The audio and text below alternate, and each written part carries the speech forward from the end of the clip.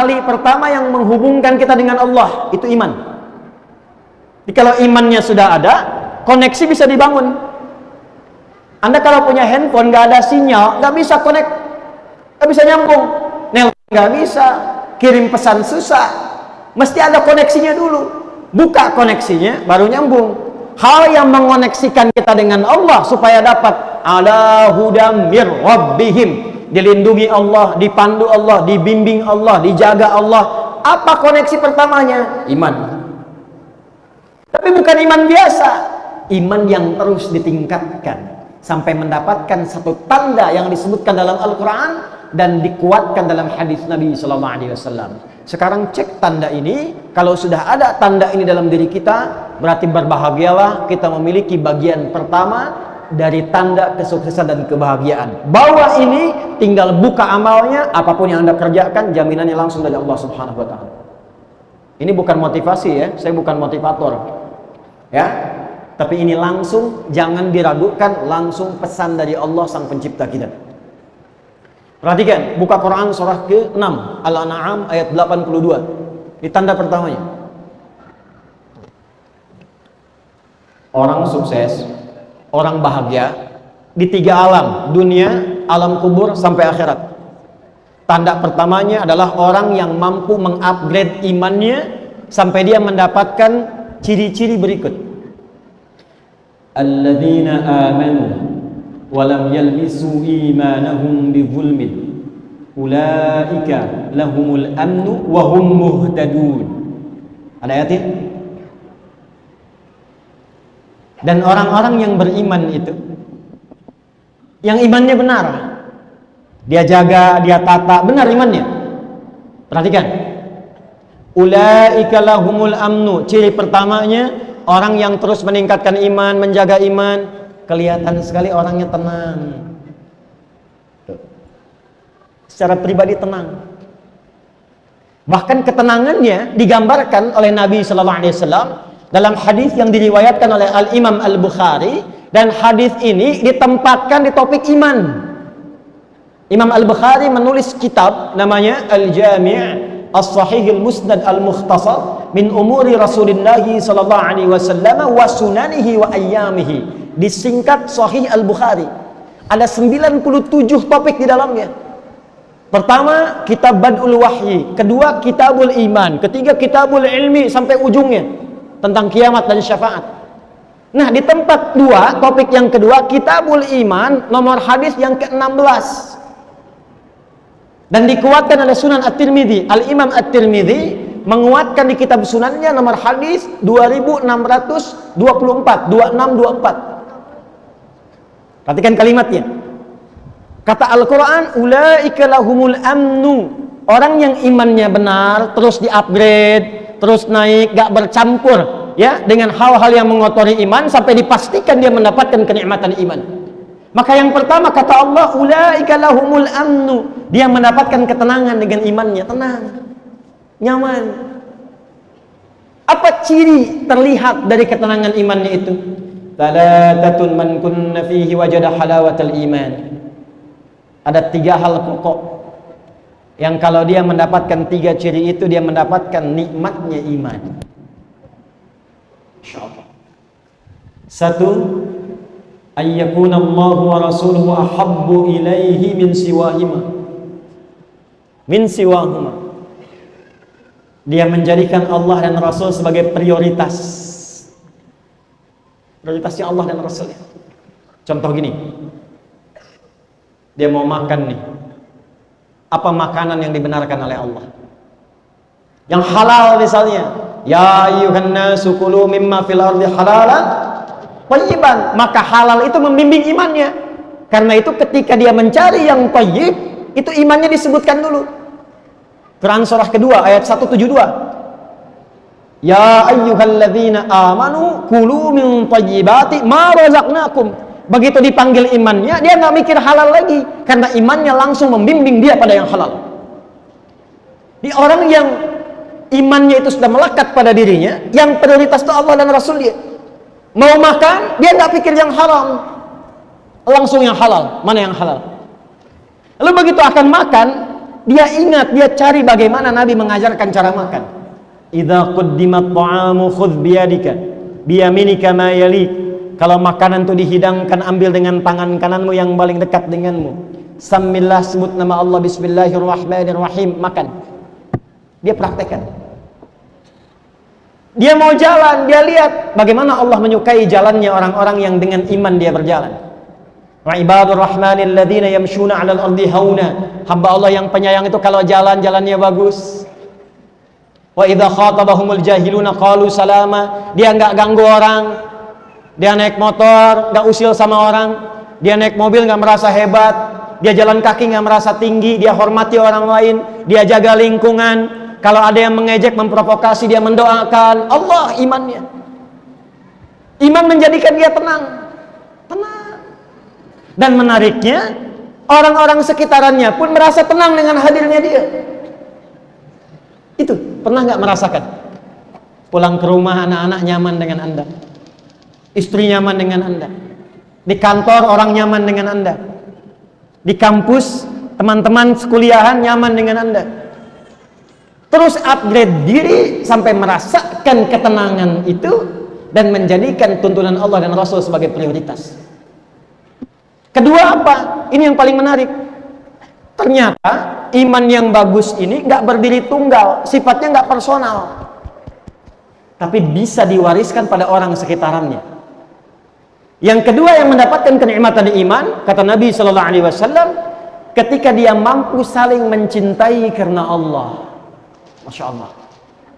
Maaf ya, melihat orang lain tuh bi'ainir rahmah. Ada orang lewat nggak nyapa, alhamdulillah, mungkin sedang buru-buru iman. Ada orang mencela, oh masya Allah, mungkin belum tahu iman. Hilang sendal, cari dulu. Nggak ketemu, alhamdulillah, amanah sendal sudah saya tuntaskan dan berhenti di Masjid At-Taqwa. Mudah-mudahan jadi saksi jannah di akhirat nanti. Amin itu maksudnya hilang sendalnya. Masya Allah, iman. Jadi orang yang dapat kenikmatan iman itu antara anugerah dengan musibah dua-duanya sama. Saat ada suka dia bersyukur, saat ada duka dia bersabar. Jadi dua-duanya sama aja, diposisikan sebagai ujian. Makanya kata Nabi, ajaban li amril mu'min. Orang kalau sudah benar imannya, perkaranya mengagumkan. Semua nggak ada bedanya. Semua dilihat sebagai ujian yang melahirkan pahala. Dapat kedudukan, inna lillahi wa inna ilaihi raji'un. Ujian dari Allah. Bukan untuk pamer. Dijaga, bikin kebijakan yang baik. Jalan-jalan lihat masyarakat. Tanya jawab, didengar aspirasi, dibikin kebijakan yang menyejahterakan. Kalau muslim, ajak muslimnya untuk ibadah ke masjid. Tunjukkan keteladanan. Kepada muslim toleran, didengar aspirasinya, didengarkan, diberikan kebaikan-kebaikan, iman. Ikut kontestasi nggak terpilih, alhamdulillah. Alhamdulillah, dia sabar dengan itu. Tetap dia berbakti dengan ilmu yang dititipkan oleh Allah kepadanya. Jadi antara suka dengan duka posisinya sama. Saat suka ada syukur, saat duka ada sabar. Semua ujian. Itu ajaban. Yang ketiga, dia konsisten pada kebaikan dan imannya menjaga dia pada keburukan sampai di level nggak suka ketika merasakan atau melihat sesuatu yang tidak baik. Misal ada tayangan TV misalnya, tayangan nggak bagus, nggak sengaja terlihat, bukan cuma dipalingkan. Apa tayangan seperti ini nggak layak ditonton, ganti aja. Kalau semua channel begini, ganti channelnya sekalian. Iman. Jadi orang beriman itu semua yang keluar manfaat. Makanya ujung ayatnya Allah sampaikan, perhatikan kalimatnya, wa hum muhtadun ulaika ala hudam mir rabbihim. Ala hudan itu kalau melekat kepada orangnya disebut muhtad. Jamaknya muhtadun. Orang yang ditunjuki oleh Allah. Nanti hasilnya apa? Semua bagian tubuhnya. Ini bagian pertama. Semua bagian tubuhnya dari ujung kepala sampai ujung kaki, ya, itu semuanya dibimbing oleh imannya supaya mengerjakan semua yang bermanfaat. Jadi kalau kita riset dari ujung kepala nih, contoh gini, mata nih ya, mata itu fungsinya melihat. Tapi kalau sudah sampai ke level ini, mengupgrade iman, sehingga merasakan iman itu hadir dalam jiwa, bukan cuma getaran, tapi hadir dalam jiwa. Jadi ada level pemula, itu level getaran, dikonfirmasi oleh suara azan. Dalilnya Quran surah 8 ayat yang kedua, innamal mu'minuna alladzina idza dzukirallahu wajilat qulubuhum. Orang yang punya iman itu cirinya diantaranya bisa diuji. Kalau diperdengarkan nama Allah, ada getaran konfirmasi di jiwanya. Karena itu 5 kali dalam sehari diperdengarkan nama Allah, didengar telinga kita. Telinga ini bahasa Arabnya udhun, jamaknya azan. Azan itu jamak dari kata udhun, artinya telinga. Maka diperdengarkan 5 kali dalam sehari setiap pergantian waktu. Kalimat pertamanya apa? Allah. Allahu Akbar, Allahu Akbar. Kedengaran, yang dengar telinga, tapi yang konfirmasi hati. Makanya di hati kecil kita mengatakan, membisikkan, cepat, sudah azan. Pernah nggak merasakan itu? Nah, kalau nggak punya iman, nggak ada getaran itu. Allahu Akbar, Allahu Akbar. Suara apa nih, kenceng banget? Kecilin. Nah, ya. Nggak usah marah, artinya belum ada iman. Belum ada iman. Kalau mengaku beriman baru sampai mulut, belum sampai hati. Ada lagi dalilnya di Quran surah ke-49 ayat 14. Qalatil a'rabu amanna qul lam tu'minu walakin qulu aslamna walamma yadkhulul imanu fi qulubikum. Orang Arab Badui dulu berkata, ya Muhammad sallallahu alaihi wasallam, kami telah beriman. Kata Allah, ya Muhammad, katakan pada mereka, kalian belum beriman yang benar. Baru berislam, ucap syahadat, cuman di lisan imannya, belum sampai ke hati. Makanya nggak ada konfirmasi. Jadi kalau Anda dengar azan Allahu Akbar, Allahu Akbar, ada yang protes, apaan sih ini? Anda nggak beriman? Saya beriman kok, tapi nggak gini juga misalnya kan? Ini berarti yang dimaksud Quran surah Al-Hujurat ayat 14. Doakan, bukan dicela, didoakan. Dan ditunjukkan kepada kebenaran. Anda kalau di bandara dengar suara ribut nggak protes, kenapa ketika dengar azan Anda harus protes demikian? Di bandara kan tiap waktu, attention please, maklumat, mohon perhatian. Setiap waktu tuh nggak ada yang protes, berisik enggak kan? Ya. Kenapa yang mendengarkan kita, mendekatkan kita kepada Allah, mengonfirmasi iman kita, katanya beriman. Kalau yang belum beriman jangan disoal, didoakan. Ini yang mengaku beriman menyoal. Itu yang patut digarisbawahi. Itu konfirmasi dasar. Nanti kalau sudah melekat menjadi yu'minun, orangnya mukmin, jamaknya mukminun, maka imannya bukan hanya jadi getaran, tapi jadi sinyal yang membimbing semua bagian tubuh. Maka ketika mata akan melihat, Allah memerintahkan pada imannya, bimbing matanya. Quran surah ke-24, surah Cahaya, An-Nur, ayat 30 untuk laki-laki, 31 untuk perempuan. Qul lil mu'minin, imannya dulu, yaghuddu min absarihim. Katakan pada pria-pria yang merasa sudah mukminin, punya iman, mengupgrade imannya, yaghuddu min absarihim, bimbing pandangannya, lihat yang baik. Yang tak baik menurut imannya palingkan. Makanya mata ini ketika melihat objeknya netral semua, apapun yang dilihat. Tapi yang membedakan nanti iman. Ini gambar gak bagus nih, kata imannya. Kalau akal itu cuma mencerna, akal itu cuma merumuskan. Iman itu memberikan nilai pada pencernaan akal. Diperintah akal, rumuskan itu nggak benar. Kalau nggak punya iman dianggap benar aja. Makanya saya kemarin di Amerika, saya nggak lihat ya, dengar cerita aja gitu. Ya. Yang aurat tampak gambar biasa, yang sana sini, alhamdulillah Ustaz datangnya musim dingin. Kalau musim panas, di sini katanya terbuka semua. Dalam hati Ustaz emang lihat gitu. Ya. Tapi kita lihat ya, gambarannya apa? Itu dianggap biasa karena nggak ada iman. Menurut akalnya itu pakaian terhormat. Menurut akalnya itu biasa. Menurut iman itu nggak biasa, mengumbar syahwat, bisa memancing maksiat, bisa menjadikan perilaku yang tidak normal nantinya. Sedangkan manusia itu makhluk terhormat, diciptakannya itu dengan mulia. Quran surah 17 ayat 70. Walaqad karramna bani Adam. Kami telah muliakan, kata Allah, dengan keagunganku semua anak cucu Adam. Makanya Allah jaga supaya semua bagian tubuhnya mulia. Dipakein pakaian supaya mulia, dibedakan dengan binatang. Dijaga supaya lisannya tidak bertutur yang tidak mulia. Dijaga supaya tangannya tidak bertindak yang tidak mulia. Dijaga supaya pandangannya tidak menatap yang tidak mulia. Dijaga untuk kemuliaan. Makanya muncul hukum haram. Haram itu seakar dengan kata hurmah, hormat. Kenapa muncul haram? Menjaga kehormatan supaya tidak hilang martabat kita di hadapan Allah Subhanahu wa taala. Sebab kalau sudah maksiat, kehormatannya runtuh. Coba diviralkan. Ini ada anggota dewan fulan, hobinya nonton film porno misalnya. Terus viral, kehormatan Anda runtuh. Ada orang mencela, ini ustadz senangnya mencela. Yang didapat bukan ilmunya, aibnya yang menyebar, kehormatan Anda runtuh. Makanya turun iman membimbing tubuh kita, menjaga kita menjadi terhormat, dan muncul hukum haram bukan ingin menyulitkan tapi menjaga kehormatan. Kullil mu'minin, katakan bagi yang punya iman, yaghuddu min absarihim ghaddul basar. Imannya yang membimbing nanti. Ini gak bagus, palingkan.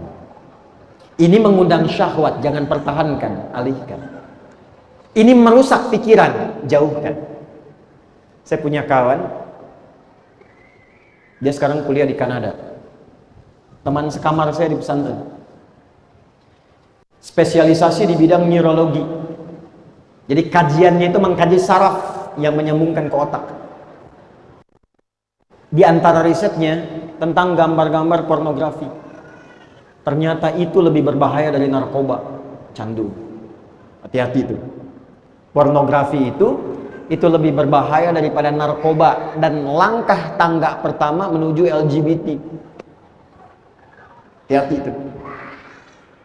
Jadi kalau ada orang, bukan kita ya, misal nih, terbawa arus lihat gambar yang tak layak, itu jadi candu, langsung nyangkut di memorinya.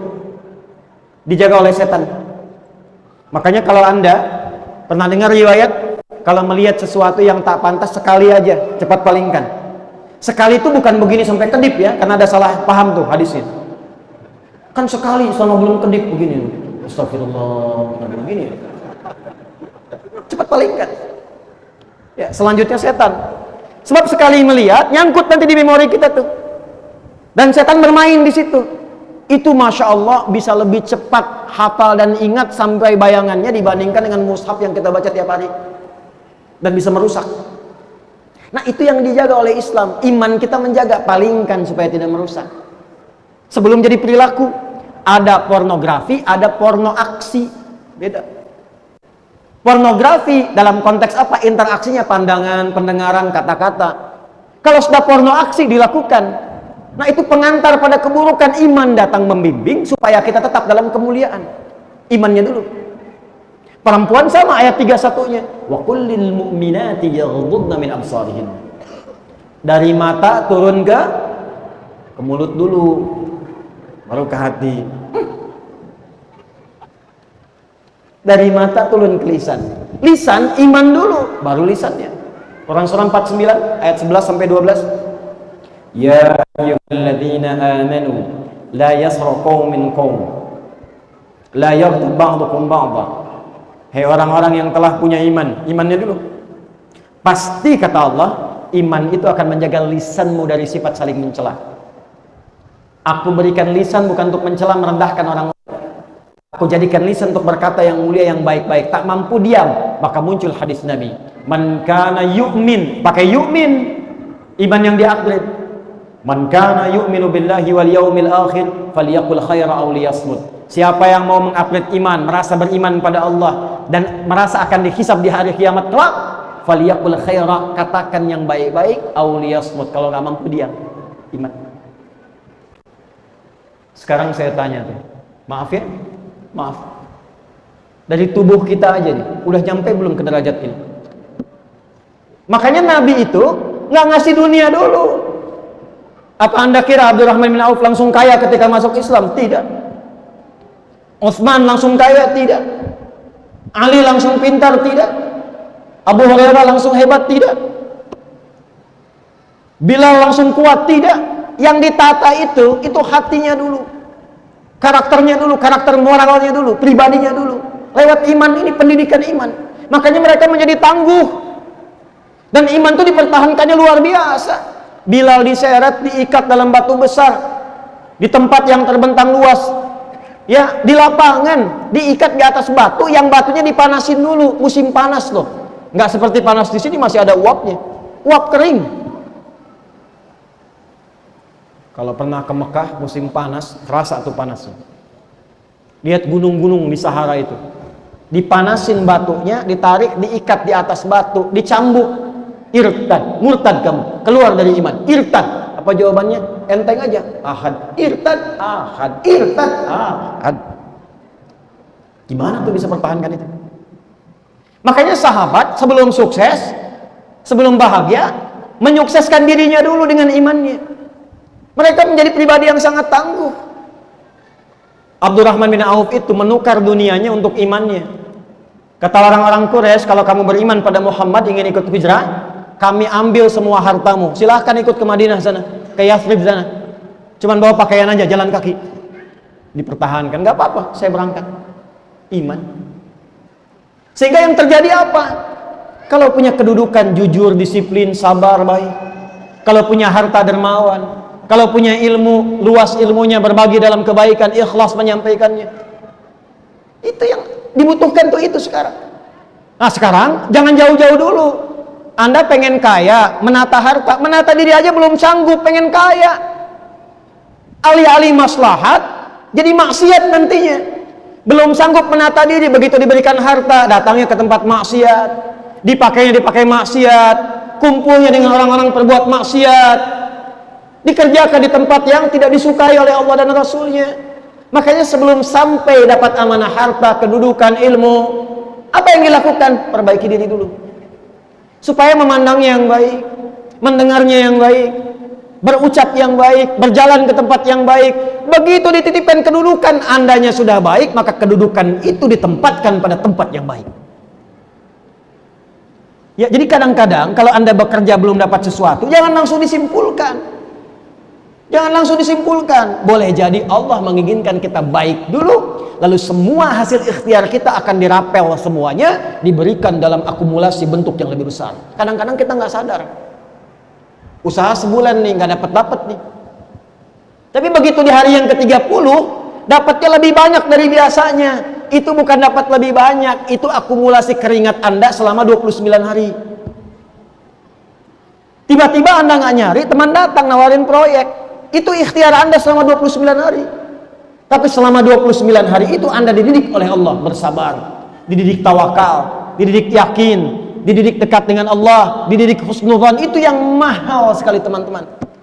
Makanya di Eropa, di Amerika, di Jepang, Asia-Asia yang maju, itu mereka sampai bikin divisi khusus meningkatkan karakter ini. Kajian. Dikaji, bikin pelatihan. Dikirim untuk berlatih ini aja. Kita dapat ayatnya langsung dari Allah. Kurikulumnya dikirimkan lewat Rasulullah. Kurang apa lagi? Makanya aneh kalau ada orang beriman gak baik, itu aneh. Gak mungkin itu. Makanya Masya Allah, punya suami beriman, baik. Istri beriman, baik. Teman beriman, baik. Ini bagian pertamanya. Jadi kalau ingin mengecek apakah sudah sampai pada derajat yu'minun, jangan tunjuk orang lain, tunjuk diri pribadi dulu. Sudah belum merubah diri kita menjadi lebih baik? Ujung kepala sampai ujung kaki.